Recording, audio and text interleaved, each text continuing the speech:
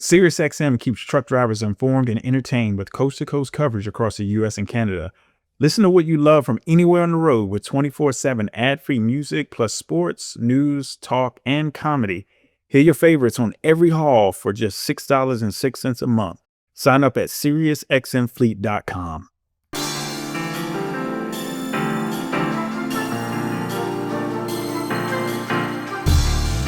Welcome to The Long Haul, the podcast dedicated to empowering small carriers and owner-operators to drive their business forward. I'm your host, Adam Wingfield, bringing you insights from industry leaders, real-world success stories, and strategies to help you navigate the road to profitability. Whether you're just getting started or looking to take your fleet to the next level, this is the show where trucking meets opportunity. So buckle up, it's time to go the distance. Welcome back to The Long Haul, the show where we go beyond the headlines and get into real stories, real strategies, and real lessons from the real people that are moving this industry forward. I'm your host, Adam Wingfield, and whether you're behind the wheel, in the office, or just trying to figure out what your next move in this business, this podcast is built specifically for you. This episode is powered by our partners at SiriusXM, the platform that keeps carriers connected, informed, and entertained, whether you're running solo or managing a growing fleet. We appreciate their support in bringing these conversations to life. Today's guest is someone that you're going to want to pay particularly close attention to just because of what they're doing and the disruption that they're making when it comes down to being much more profitable. We want to make sure that you take a real good listen to this one. So let's really dig into it as we take you through it. I want you to hear it, apply it, and run your business like you got something to protect. So without further ado, I want to introduce you all to today's guests, Carlos and Gino of efRouting. Welcome to the show, guys. Hey, thank you. Thank you for having us. Yeah, happy to be here. It was good to run into you guys down at the Broker Carrier Summit, which is a huge event when it comes down to bringing brokers, carriers together, and really trying to fix that back and forth. Carlos, I want to start with you. You describe yourself as a scientist with a trucker's heart. Let's start there. Yeah. How did your grandfather's experience as a carrier shape the work that you're doing today? Well, I have to say, I spent a lot of time with my grandpa trying to fix the truck, dealing with the day-by-day operation. He was in the industry for all his life. He basically put that DNA on me, but he didn't want me to be part of the industry. He said, I want you to go to a school and do something different. And then I did that. I went out to school. I did engineering. Then I moved to California. And then I did a PhD in civil and environmental engineering. And I was working for more than 10 years as a scientist, specifically working in logistics and optimization. And then at the end of the day, I just felt that call and I went back to the industry. So I didn't retire from my scientific career. I just now very focused in applying science in trucking to help carriers. So your grandfather, he was in trucking all his life. So you grew up around, being around trucks and things of that nature. That you mean to tell me that smell of diesel didn't want you to just get behind the wheel of a truck and drive? Kind of thing. I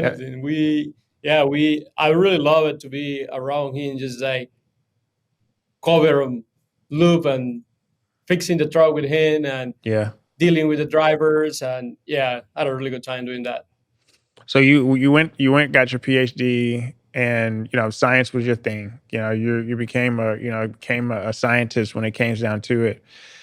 What really burns you to come back to, I think I want to go back to this trucking things because there's more significant problems. You're making a great salary as a scientist, didn't have to kind of go back. But what made you decide hey, let me back up and let me go back to this trucking thing? Oh yeah, for sure. This is not for the money.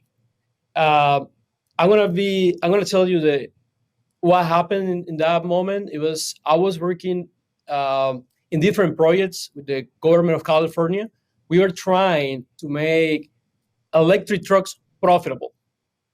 So we were trying to find different strategies to make these trucks to run, make a profit, and go back to the operating center.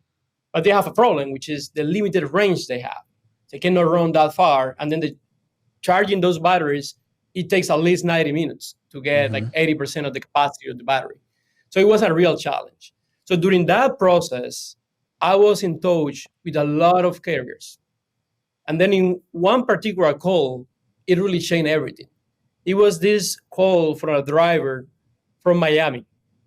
And the guy was at that moment in Los Angeles. When we had that conversation, we were supposed to talk about something specific about the project, and he just wanted to talk. So he told me, look, I just got a call from my wife. My kids are misbehaving, and I really want to go back home. I left home a week ago. I'm in Los Angeles, and I told her that I'm going to be back there at the end of the week. But it's not true, because my next load is going to Seattle. So I won't be in Miami in the next month.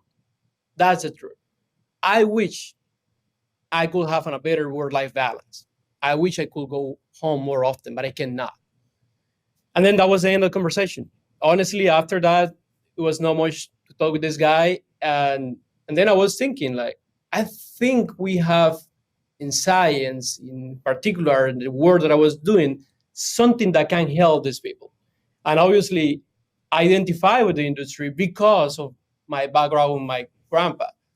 Then after I was done with my PhD and all those projects, then I start building what is efRouting today, a solution not only to make more profit per mile for carriers, but also to improve the quality of life for people, to make a balance.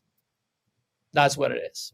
So the driver called you and was like, listen, I'm trying to get home and I'm going to Seattle. And then something triggered in you at that point to say, you know what? Instead of me just trying to, integrate just with that driver, you said that I want to create a solution that's industry based to say, you know what, we're going to fix the profitability issue. Is that what really kind of spurred that? Yeah, well, that's one part, right? Profit. Because so what I understood early when I started this conversation with, not only with him, but with others, is we cannot go back home if we don't have enough money in our pocket to pay for our bills. Yeah. Pay for education, for food, for the truck, etc. So my question in that moment was how I can make a truck to go out of the market, to go out of home, make a trip, get enough money, and then go back home in a decent number of days. So at that moment, my numbers were, these guys are spending on the road between 5 to 6 weeks. So they don't see their family for a long time. So, okay, can we make it that they go just in 2 weeks or 3 or maybe 1 week? And then we found out a way, we designed a way to actually make this possible, right? Depending on the features of the truck, depending on the location of the truck, and other features. But that was the main focus there. So how we make this operation profitable, but also human-friendly, driver-friendly. And that was the really root. And Gino, you got into this industry. Why? What was the why behind that? Why did you decide that, hey, you know what, I'm gonna partner up with my guy Carlos and I believe in what he's doing? Yeah, I mean, it goes way back between Carlos and I. We both got to the University of California at the same time to study different things. And it was a scramble to find housing. So we ended up signing a lease together with a couple other people, became roommates, became best friends. I was studying winemaking, and then I went into that industry and was making wine for about 5 years. And honestly, I was starting to get a little burnt out on it. And I realized that the people around me had a lot more passion for winemaking than I did. And I just started to feel like, there's other things out there that I am interested in. And right around that time, Carlos and our friend Joaquin started efRouting. And I would, be hanging out with these guys on the weekend, and they were just talking about the problem. And I started to realize that this industry is so similar to the industry that I grew up in, which is contracting for construction. My family had a drywall contracting business the whole time I grew up. So that's what I knew.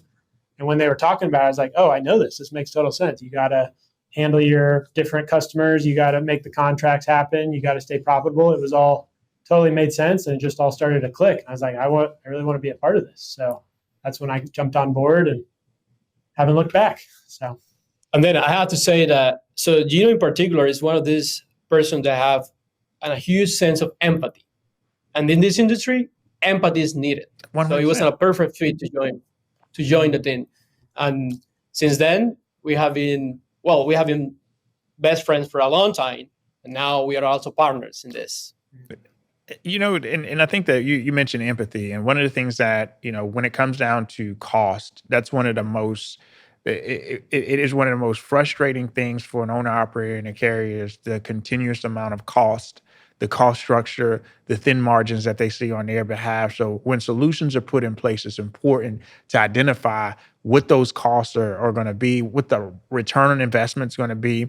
So you hear a lot of carriers, they hear data-driven. Data-driven is a term that's used by larger carriers, mega carriers use data to do everything, whether it's maintenance, whether it's planning fuel stops.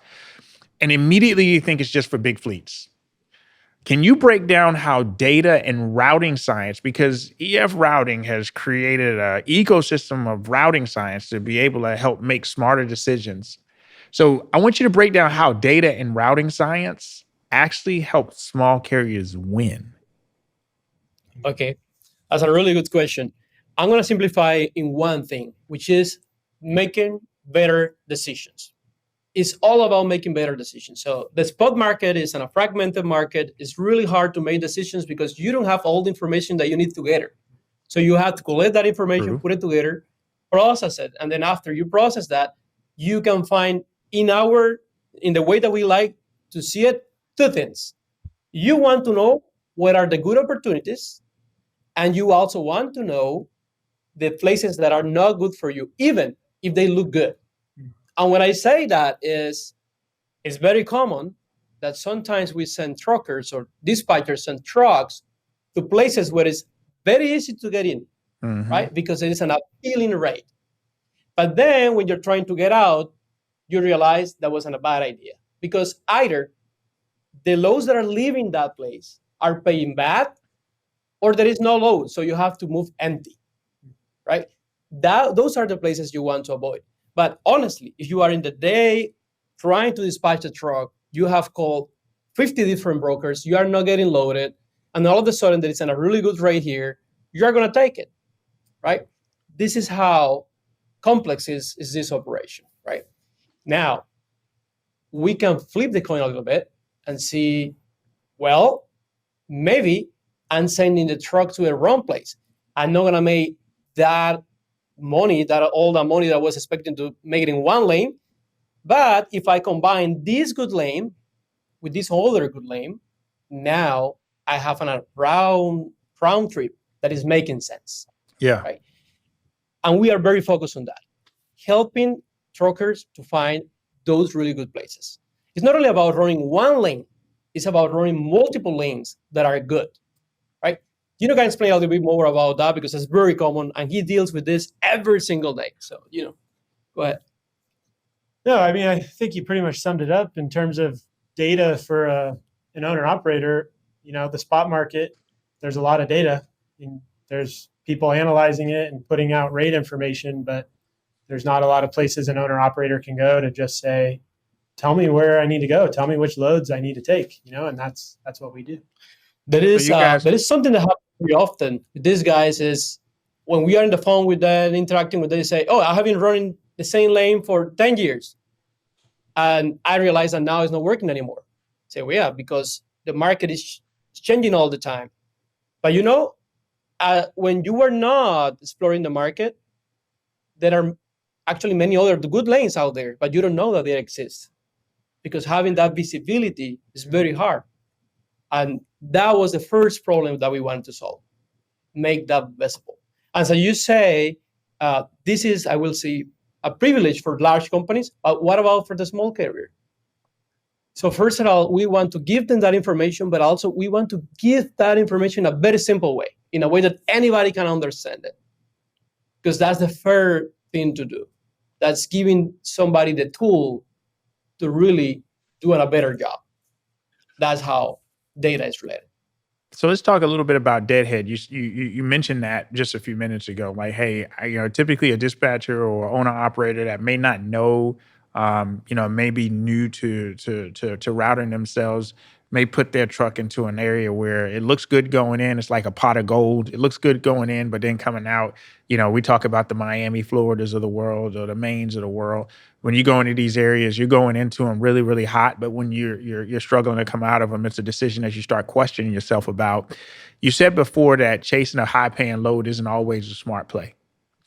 Can you walk us through a real world example where a great rate turned out into a bad decision, but because of the routing system that you guys have, it said it corrected that for them?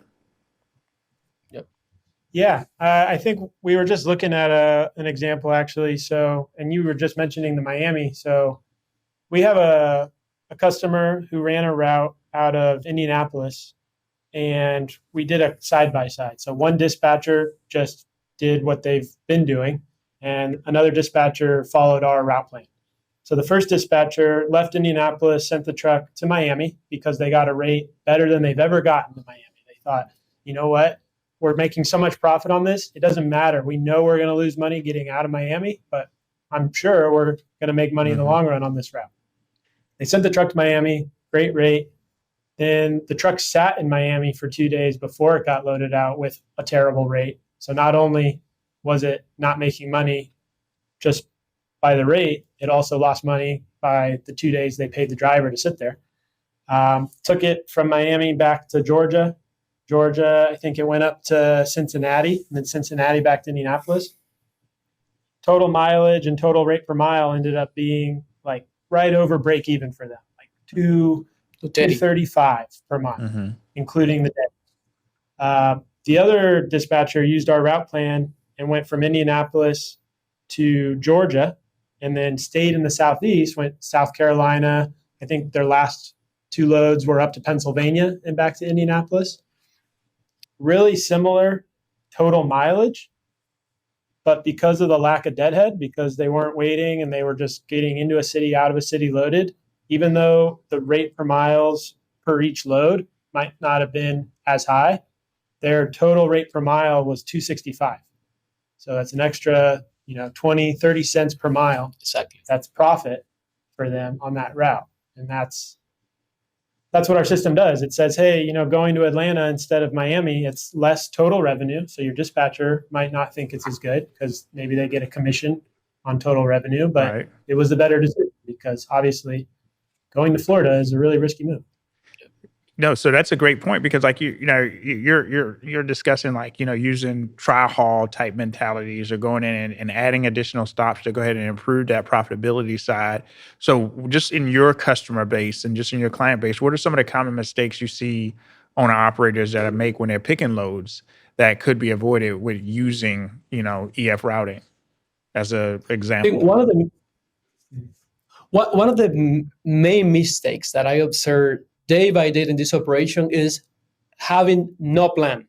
That's first. And second, just guiding all the decision of dispatch based on the rate per mile. We made a research like 2 years ago where we have 2 groups of carriers. So one carrier that was 84% of the cases, they were using just the rate per mile as a main decision point. And then and a smaller group that was 16% of the group, they were considering at least one more factor. And the factor was, okay, what is the rate per mile that is being paid at the destination that I'm going? And then the big surprise was when we saw the results that that small group, they have 42 cents more in profit than the group that was just considering the rate per mile. So actually, it really matters having a plan, really thinking about what's going to happen next is thinking at least one lane forward. And then another really interesting finding about that research was that the guys that were really planning for the road, they were 3 times less times stuck in places, right? So the other group was 3 times more stuck in places, right? So the main error is not looking at the market, it's not looking at the data. It's plan. That's the key word here, plan. right information in one hand and plan with that right information. Mhm. Man, That's what it is. that's a great call out. That's a great call out. And then, but when you look at, a lot of owner operators, small carriers, they operate on that load board, and whatever pops up for that day, whatever showcases, whatever that hot load is that day, it kind of, to your point, sometimes this information, since it is fragmented, the best information is not in the same place. So sometimes you make that decision where you'll go into an area that, the Midwest might be hot starting on Monday, but come Wednesday, it's been cooled out by then. And now I don't have a plan on where I'm going. I always thought about the strategy and always utilize the strategy is on Sunday. I'm planning my week. Now I might not be able to plan exactly the exact town and zip code that I'm delivering to, but I know that I'm going from, my market to the Indianapolis, Indiana market. It could be somewhere in Greenwood that I end up at, but it's going to be in that marketplace, but I'm going to be very strategic about that. So how does EF routing work behind the scenes? What is it looking at that a human dispatcher might miss out? What is it doing? What is it working on behind the scenes to make it to be as useful as it is? Okay. Well, we have a large group of people in different areas working to make this happen. So we have a large group of data scientists that are just analyzing data all the time. We have another group of people that are working in the ATOL algorithm. That is, so explain a little bit better that we have a series of algorithms that are analyzing the market 24/7. They are grabbing information from different sources. Some of them are load boards, some of them are directly with brokers. We see fuel prices, weather conditions, etc. So that is putting all together that information, processing, and is creating these routes. Sometimes we don't need even to create a new route. What we do is we monitor that route. So we guarantee that that route is actually something that they can do, that they can complete. And we do this in different ways. So one way is just checking the number of loads that are available there, the features of those loads, but also looking at the operation of our current clients. So we see, okay, this route right here is on a route that have been completed 20 times in this week. Okay, great. So this is on a route that we want to present to our customer and say, you can trust this route, you can try it. We usually try to design our routes in a way that if you miss one load, because whatever happened, and a lot of bad things happen in logistics all the time, you are late for any reason. Okay, still, this plan is robust enough that you can find another good load in that lane. But if for any reason you cannot even find one good load in that lane that we are proposing, the system is smart enough to tell you, okay, here there is a potential correction. So look, rather than going now from Houston to Chicago, you're going to go Houston to Indianapolis, and later you're going to connect with Chicago, because that's what the trends are. So we have I will say an army of algorithms that are doing this work, but also we have a group of scientists, developers. We have also marketing people. We have the people that, for me, is one of the most important things, is the people that are speaking with the carriers, like Gino. Gino is all the time in the phone. Sometimes it's not selling. It's just about learning. It's about listening what they have to say. Yeah. So in this, I have learned that sometimes all that you need to do for making one of these guys a better day is having a conversation. It is funny. Sometimes you call them because you want to offer something, and they end up selling to you because they start telling you all this story about how bad was that burger they had in this place. It's a real joy. Yeah. So you've done a lot of research, and you've got a lot of folks that are doing research and analytics for you in terms of that. So when you do that, and Gino, you just talked about a moment where you're like, hey, apples to apples, one carrier made 30 cents more on average by planning a little bit better. How far should these small carriers and owner operators should be planning in advance if they want to build consistency and profit into their business? I mean, in terms of looking into the future, it's hard with the spot market to see too far into the future. But I would say most of our route plans, we are able to confidently predict up to 2 weeks. We can confidently say that if they leave on this day, and plan on doing this 2-week plan, it's going to happen. As long as Wow. not crazy things change in the market, the Baltimore Bridge collapses, things like that, you're going to see 2 weeks into the future is pretty predictable with the data that we analyze. Wow. That's incredible because that at least provides, that, like you said, that stability. I know where I'm going. Like I said, I might not know exactly what city I'm going to or exactly what town, what warehouse dock I'm bumping to, but at least I know what area. But it's so important. And y'all hit on a huge point. It is so important to plan your areas and kind of have that route plan as you go in for all of your trucks when it boils down to it. So I think it's really, really important. You're launching a product called Powered by Truckers, which sounds like a community-driven data movement. Why do you think Yep. carriers should start pooling their insights, and how do you get them to trust a system like that? That's a really good question. So we are doing this for the carriers. This is one of the few platforms out there that is designed for the benefit of the carrier. We spend a lot of time, resources, and effort in collecting data that help them to make better decisions.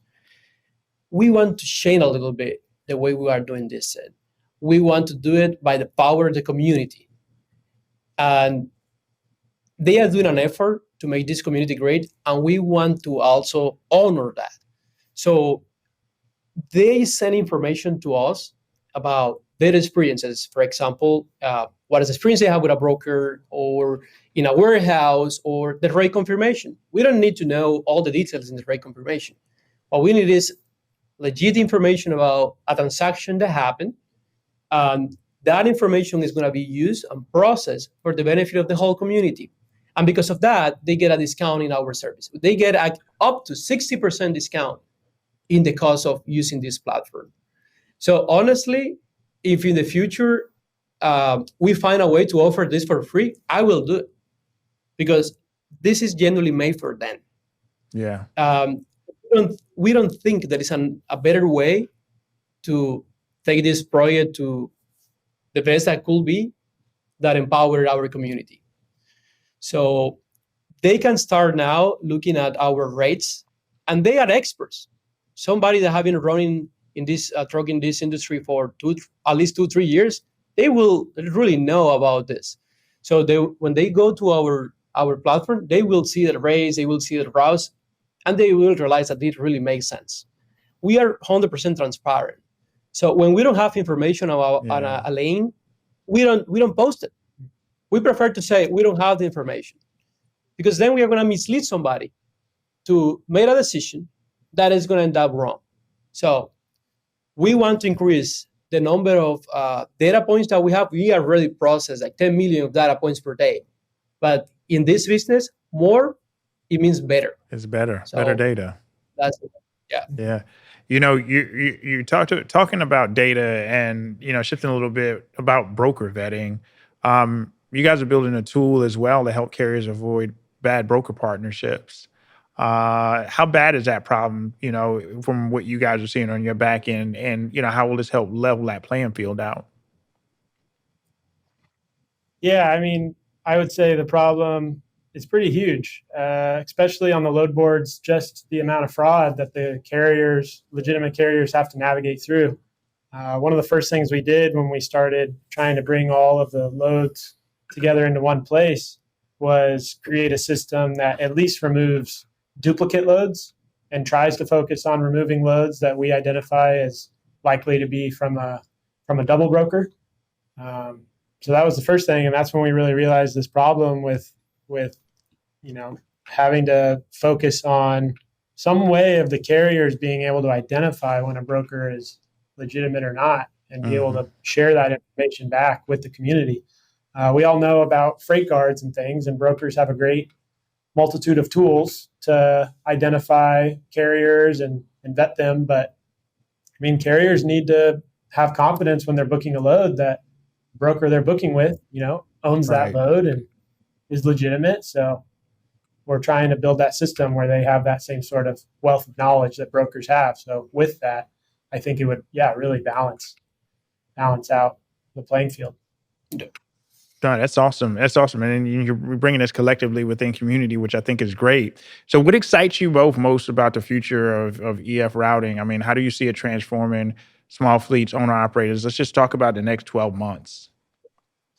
Okay. Um, we are in a really bad season right now.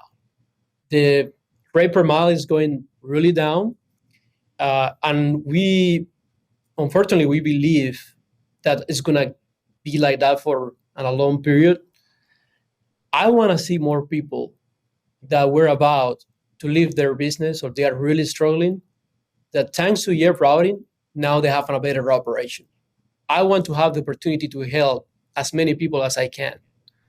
I want to speak with those small carriers that are really struggling now to tell them, look, this is the tool that you need.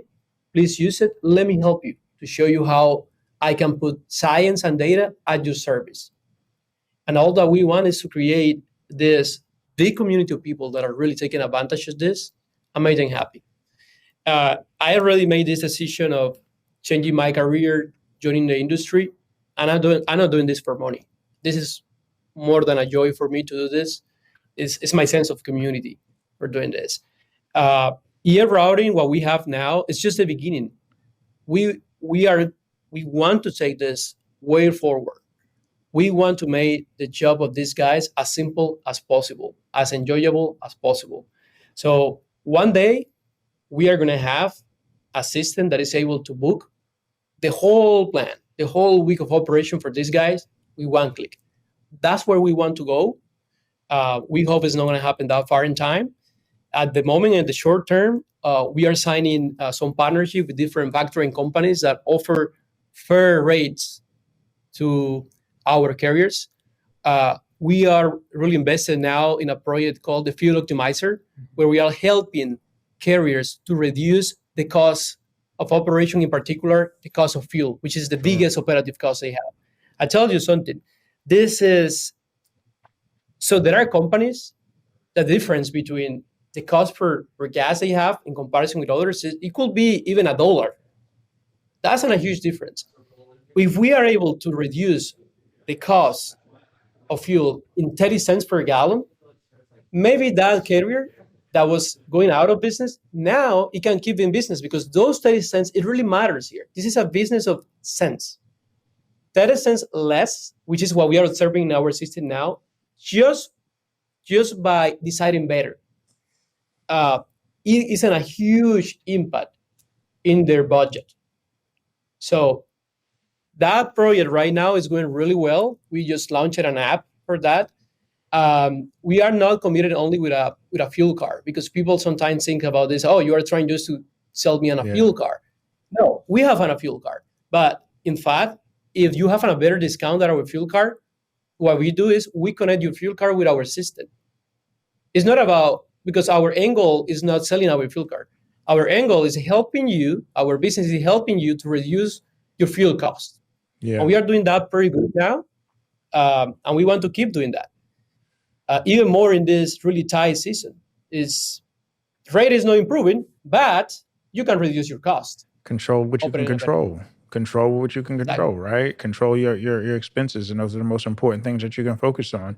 So when you talk about it, and just from you guys' perspective, and because you hear it, Gino, you're on a phone calling and talking every day. If there's one belief or mindset that small carriers need to shift today to thrive in the market, what is it? I would say the main thing, which it's kind of counterintuitive to our data-driven decisions, which is relationships. I mean, you can focus all on the numbers, but at the end of the day, if the brokers that you're calling know you and you've worked with them before, you have a better chance of getting a better rate. You have a better chance of getting called on for loads that never go to the boards. I mean, we saw it at BCS. That's been a huge movement. That's really helpful for trying to change that mindset. But I would say the biggest shift change for carriers needs to be just trying to build some good relationships with brokers that they can rely on in these hard times, for sure. Even in hard times or in good times too, because you build the Yep. relationships, and a lot of times during the good times, carriers forget about the relationships during those times because things are good, because you don't need anything at that point. Everything is Right. easy, everything is right here at your fingertips. But during the good times is when you really, really genuine build the relationships that take you through the hard times, because those are when those real relationships matter. You guys are building community right now. You guys got fuel optimizers out there that you're working through. You got routing. You're hitting all of those points that are points of contention when it comes down to being able to operate profitably. So I love the fact that we're doing that. Where can carriers follow your journey, try out efRouting, get involved in Powered by Trucking? Yeah, what can we find you guys? Yeah, I mean we're out at a lot of the shows. We go to BCS. Obviously, go to our website efrouting.com. The social media on Instagram, TikTok, Facebook, Twitter, all those. Contact me. My email is gino@efrouting.com. We can get on a call and talk about it. So. Yeah, the Power by Carrier campaign is gonna be out there soon. But we are really people. We are just people that love to interact with people. So Yeah. Any of these carriers just want to call Gino, he can speak with Gino. They want to talk with me, they can speak with me. We love to do that, and we spend a lot of time during our day doing that. This isn't a company that is run by human beings. So when you are in that fund, you are talking with somebody that really care about you. So that's how we want to keep it. So any final words for 1, 2, 10 truck operators that's on the edge of burning out and trying to stay in the game, that's maybe considering, hey, you know what, I'm about to hop on out of this journey. Any last words of advice, just based on what you guys are seeing on the back end, what you guys deal with every day? Yeah, I would say don't give up, because even though we're in a bad season, we've been in a bad season, there are people just like you who are putting a plan together, making a profit on the loads they run, and they are growing their business. They're buying trucks. They're getting them at a discount because so many others are going out of business. So this is a really good opportunity for people that put a plan together and want to grow. It's the time to do it. So just make a plan and follow through. That's it. For anybody that is listening to this podcast and they are in that struggle, please reach to us. We have different ways we can help them. It's very simple. If they have a bad contract for factoring, we help them to get a better contract, right? Somebody that really cares about that. If we analyze their fuel expenses, we are going to tell them if there is any good opportunity for them to reduce their costs. And we do whatever is needed for that. They need to get a different fuel card, or all that they need is better optimization of the stops. We do that. If they are not getting loaded enough because they have a lot of downtime, we help them with that. We give access to the platform, show them what is the best they can do, etc. There is always a way to help them. We have different ways. We are here, very happy to help them. So anybody that is listening to this, please reach to efRouting, and we guarantee we are going to find a way to help you make more profit per mile. Man, that's awesome, man. Today, we learned so much in terms of smarter loads, stronger margins, making sure that you focus on controlling what you can control. We didn't talk about growing money that you didn't have. We talked about focusing more on being profitable on what you're operating with. So it was a pleasure being joined with Gino and Carlos of efRouting today to really kind of talk about the tool that they built that really focus exactly on just that, and that's controlling what we can control. And when you compound these things together and you focus on these things as foundational tools, you incrementally become better at what you do, and ultimately you'll be able to sustain yourself through times like the bad times. But then you'll also take these same principles and you'll duplicate them amongst yourselves. You'll duplicate them amongst the trucks as you grow. And those things, like Carlos talked about, this is a game of sense. It's truly a game of sense, CENTS, and it's truly a game of sense SENSE. So thank you so much, Carlos and Gino from efRouting, for joining us today. It was a pleasure meeting you guys and really seeing you guys' journey and really what you're wanting to do for owner operators out here. So thank you for joining us today on today's call, on today's episode with the Powered by SiriusXM Radio. Guys, we'll reach the end of another episode today. And what you learned today is most important is focusing on profitability and how important profitability is. And as you know, when it comes from me, I really focus heavily on the profitability so that way we can ensure that we're taking care of the money that's coming in. I hope you enjoyed this episode. And until next week, stay safe, stay profitable, and looking forward to seeing you again.